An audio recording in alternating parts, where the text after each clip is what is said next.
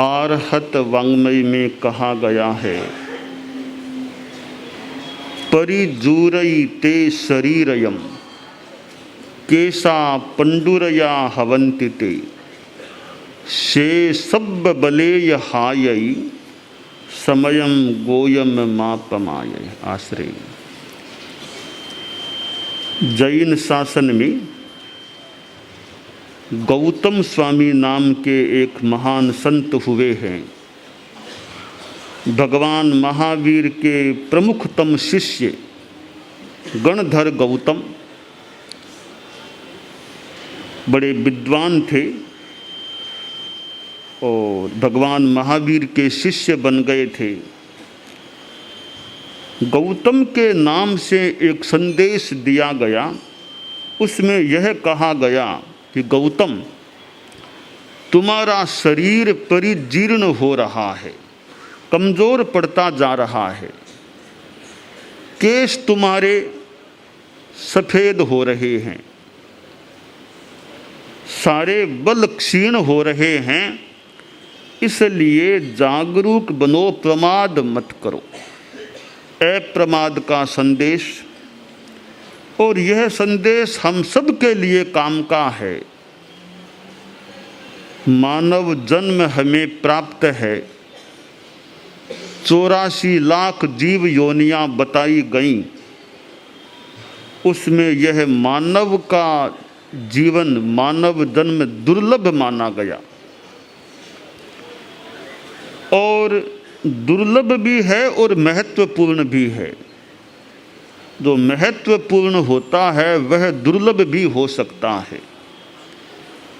महत्वपूर्ण इसलिए है कि एकमात्र मानव शरीर ही ऐसा है जिसके द्वारा साधना करके मोक्ष को प्राप्त किया जा सकता है। अन्य किसी भी योनि से डायरेक्ट मोक्ष की प्राप्ति नहीं हो सकती।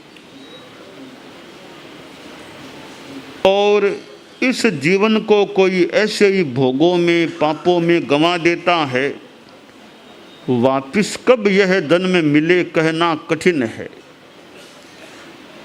दुर्लभ किस रूप में है मानव जीवन? एक दृष्टांत है। एक नगर में एक गरीब आदमी रहता था। चक्रवर्ती का जमाना था। गरीब ने सोचा चक्रवर्ती मेरे पर दया कर दे तो मेरी गरीबी दूर हो जाए। मैं तो भूखा भी कई बार सोता हूँ, तो चक्रवर्ती की कृपा हो तो आराम से भोजन मिलना शुरू हो जाए। एक दिन उसे चक्रवर्ती के दर्शन करने के, उनके पास पहुंचने का मौका मिल गया। तो गरीब व्यक्ति बोला कि अन्नदाता, मैं बड़ा दुखी आदमी हूँ, गरीब हूँ, भोजन की भी समस्या है, मेरे पर आप दया करो। चक्रवर्ती के मन में कर्तव्य भाव भी था, दया का भाव भी था। कहा, बोलो तुम्हें क्या चाहिए? कहा कि आप एक आदेश जारी कर दो, इस नगर में हजारों घर हैं, बारी बारी से एक एक घर में मुझे एक दिन का भोजन मिल जाए, यह आप आदेश जारी कर दो। कहा ठीक है। चक्रवर्ती ने मंत्री से कहा कि व्यवस्था कर दो, रोज बारी बारी से ये आदमी एक एक घर में आएगा, दिन भर का भोजन वह घर उसे परोस देगा, व्यवस्था कर देगा। आदेश जारी हो गया। लोग आदेश को पालने के लिए तत्पर भी हो गए। चक्रवर्ती ने कहा, आज का भोजन तो मेरे यहाँ कर लो, कल से आगे बारी चलती रहेगी। चक्रवर्ती के वहाँ उसको भोजन मिला, इतना स्वादिष्ट, इतना गरिष्ठ, उसने तो कल्पना तक नहीं की ऐसा भी कोई भोजन होता है। इतनी गरिष्ठ खीर, जलेबी, मालपुए, बढ़िया बढ़िया भोजन मिला। खूब भरपेट उसने भोजन किया। अब अगले दिन अगले घर की बारी आ गई। वो कोई सामान्य घर था, वहाँ तो साग फुल्का रोटी मात्र मिला बस, और कुछ नहीं मिला। अब आगे घरों में जाता रहा पर वैसा भोजन उसे नहीं मिला जैसा चक्रवर्ती के वहाँ मिला था। गरीब आदमी ने सोचा, रे मैंने तो भूल कर दी, मैंने बारी बारी से भोजन की मांग क्यों की। मैं तो यह मांग करता कि मालिक मैं तो रोज़ आपके यही खाना खाऊंगा, यह मांग करता रोज़ मुझे बढ़िया माल मिलते, मैंने बारी बारी की मांग क्यों कर ली। अब भूल तो हो गई। अब तो कब हजारों घरों का नंबर आने के बाद वापस कई बरसों के बाद कोई चक्रवर्ती के महल में भोजन करने का क्रम आएगा। हम कल्पना करें उस बड़े नगर में बरसों के बाद कब अब मौका मिलेगा चक्रवर्ती के वहाँ भोजन का। वो जैसे दुर्लभ है वैसे ही मानव जीवन भी दुर्लभ है। इस मानव जीवन को प्राप्त कर आदमी धर्म के मार्ग पर चलने का प्रयास करे। हम अहिंसा यात्रा कर रहे हैं। अहिंसा यात्रा में 3 बातों का प्रचार किया जा रहा है: सद्भावना, नैतिकता, नशा मुक्ति। कि कोई भी जाति हो, कोई संप्रदाय हो, सब लोगों में सद्भावना मैत्री का भाव रहना चाहिए। नैतिकता, आदमी जो भी काम करे उसमें ईमानदारी रखने का प्रयास करे, धोखाधड़ी न करे। और नशा मुक्ति, बीड़ी सिगरेट शराब आदि किसी भी प्रकार का नशा आदमी न करे। इन 3 बातों को आदमी जीवन में स्वीकार कर ले तो मनुष्य का जीवन काफी अच्छा बन सकता है। इसके सिवाय आदमी कुछ साधना के लिए समय निकाले। दिन रात में 24 घंटे होते हैं, 60 घड़ियां होती हैं। 24 मिनट की एक घड़ी मानी जाए, दिन रात में 60 घड़ियां हो जाती हैं। वे घड़ियां तो धन्य हैं जब संतों का संगत करने का मौका मिलता है।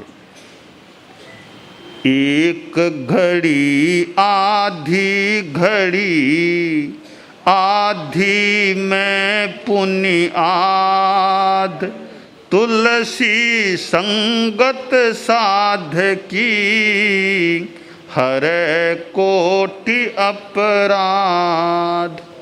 कि एक घड़ी का मौका मिले, आधी का मिले, पाव घड़ी का भी मौका मिले संतों की संगति का। जो त्यागी संत हैं, ज्ञानी संत हैं, तो पाव घड़ी की संगत भी कल्याण करने वाली हो सकती है।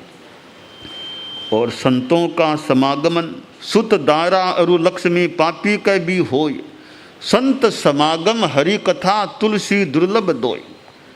एक पापी सामान्य आदमी के घर में भी संतान मिल सकती है, औरत मिल सकती है, पैसा मिल सकता है, पर जिस दिन संतों का आगमन हो, धर्म या हरि की भगवान की कथा हो, ये दोनों चीज़ें कुछ मुश्किल बताई गई हैं।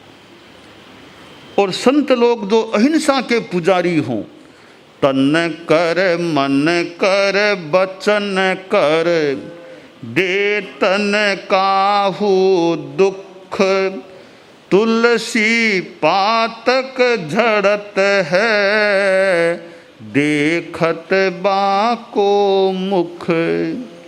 जो संत लोग तन से मन से वचन से किसी को दुख नहीं देते, ऐसे संतों का श्रद्धा से मुख दर्शन करने से भी पाप झड़ता है। तो त्यागी संत, भारत का यह मानो सौभाग्य है कि भारत में संत लोग अतीत में भी हुए हैं और आज भी हैं। और कितने कितने संतों ने धर्मोद्योत करने का प्रयास किया है।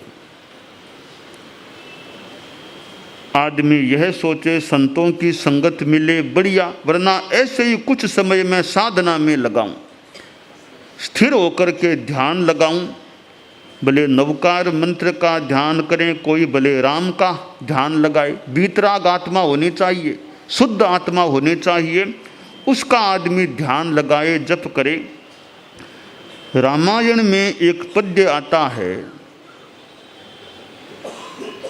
कि रा उच्चरता मुख थकी, रा उच्चरता मुख थकी, पाप पलाई जाय, मति फिर आवते हथी, ममो की वाड़ी थाय। एक कवि ने कल्पना सुंदर की है, हम जब राम राम राम का नाम लेते हैं तो रा बोलते हैं तो होठ खुल जाते हैं, मुंह खुल जाता है। रा रा रा, मुंह खुल जाएगा। फिर मैं बोलेंगे राम मैं, होठ चिपक जाएंगे, मुंह बंद हो जाएगा। ये प्राकृतिक नियम है, अक्षरों का अपना एक विधान है, व्यवस्था है। कौन से अक्षर का शरीर के किस अंग पर प्रभाव पड़ता है, पूरा विधान है। व्याकरण में विधान दिया गया है, अष्टौ स्थानानि वर्णानाम उरे कंठे श्रेष्ठ था। कौन से वर्ण से शरीर के किस अवयव का संबंध है, तो ये रा का अपना शरीर के अवयव से संबंध है, मैं का होठों से संबंध है। कवि तो कल्पना धर्मी होता है, कल्पना की कि ऐसा क्यों होता है, तो बताया कि देखो राम राम राम राम का जप करते समय, रा बोलते समय होठ इसलिए खुलते हैं, मुंह इसलिए खुलता है कि भीतर में जो विकार है, पाप है, वो बाहर निकल जाए। अच्छी बात है, पाप बाहर निकल जाए, अच्छी बात है। यह बताओ वापिस मैं जब बोलते हैं तो वापिस होठ मुंह बंद क्यों होता है?